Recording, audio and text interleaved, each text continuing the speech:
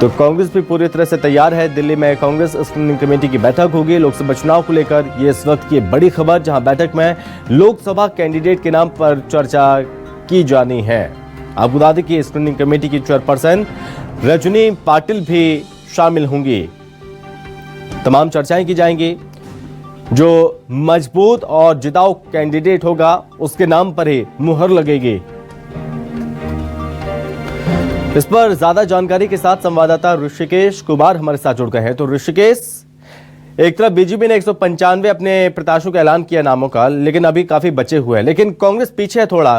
कब तक मानेंगे, बैठक होगी और उसके बाद कब तक नाम फाइनल होंगे?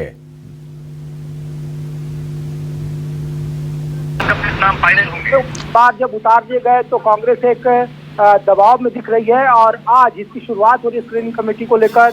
हरियाणा, दिल्ली और छत्तीसगढ़, 3 अलग अलग जो क्लस्टर बनाए गए थे उसकी अहम बैठक है। छत्तीसगढ़ के प्रभारी सचिन पायलट मौजूद है, रजनी पाटिल जो स्क्रीनिंग कमेटी के और उस क्लस्टर जो चेयरमैन है वो इस बैठक में मौजूद है। भूपेश बघेल है, पीसीसी और सीएल के लीडर है।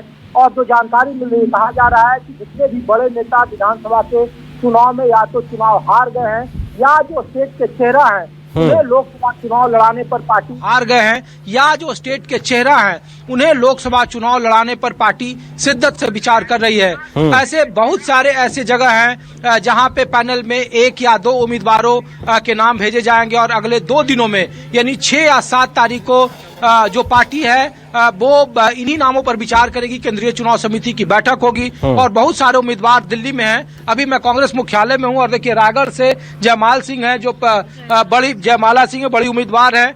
आप लोग राज परिवार से हैं, आप लोग टिकट मांग रही हैं, क्या आप लोग आधार है विधानसभा चुनाव में? हाल के दिनों में करारी शिकस्त मिली थी आप लोगों की। देखिए, विधानसभा चुनाव का जो समीक्षा हो चुकी है और अभी जो वर्तमान में अभी जो लोकसभा के सारे दावेदार हैं, जो अभी लोकसभा चुनाव होगा, हमारे प्रभारी सचिन पायलट जी हैं, रजनी पाटिल जी हैं, ये उचित निर्णय लेके ही कैंडिडेट का चुनाव करेंगे। लेकिन 400 पार का जब नारा प्रधानमंत्री कह रहे हैं और कह रहे हैं कि छत्तीसगढ़ में 11 में से खाता नहीं खुलेगा, ऐसी परिस्थिति में नहीं लग रहा है कि जोखिम का काम है? आप लोग थोड़ा पीछे हैं जब 195 सीट आ गई है। मोदी जी डबल आवाज से झूठ बोलते हैं, इसीलिए वो डबल इंजन, डबल झूठ, डबल ये फ्रॉडगिरी, माने हर चीज का उनका डबल कार्यक्रम चलता है। देश में कर्जा उन्होंने कितना लिया है उसका श्वेत पत्र जारी नहीं कर सकते, जेपीसी बैठाया नहीं आज तक। अगर वो इतने पाक साफ होते तो निश्चित रूप से उनको जेपीसी का गठन करना चाहिए था। देश के सामने लोग बताते कि देखिए हम जेपीसी का गठन किए, दूध का दूध पानी का पानी हो गया। क्या क्राइटेरिया होना चाहिए? चूंकि विधानसभा चुनाव में भी गलतियां हुई, बहुत सारे ऐसे जगहों पे पार्टी कार्यकर्ताओं नेताओं ने आरोप लगाया, क्या लोकसभा में वो गलतियां दोबारा नहीं हो? बतौर उम्मीदवार ग्राउंड पर क्या आपको लग रहा है कि ये चीजें होनी चाहिए? गलतियां नहीं, एक कोऑर्डिनेशन होता है, पार्टी कोऑर्डिनेशन से काम कर रही है। पायलट जी जैसे सूझबूझ एक लीडर वहां गए हैं और ग्राउंड लेवल में कार्यकर्ता से लेकर नेता सब एक राय से काम कर रहे हैं। क्योंकि देश खतरे में है, देश बिल्कुल एक तरीके से नफरत के वातावरण में इन्होंने कर दिया है। महंगाई, बेरोजगारी, भ्रष्टाचार चरम पे है। किसान सड़कों पे आंदोलन कर रहे हैं, ये सरकार को समझ में नहीं आ रहा है। देश के पहलवानों ने जंतर मंतर में आपने कवरेज किया, आपने देखा होगा कि बेटियों की इज्जत सुरक्षित नहीं है।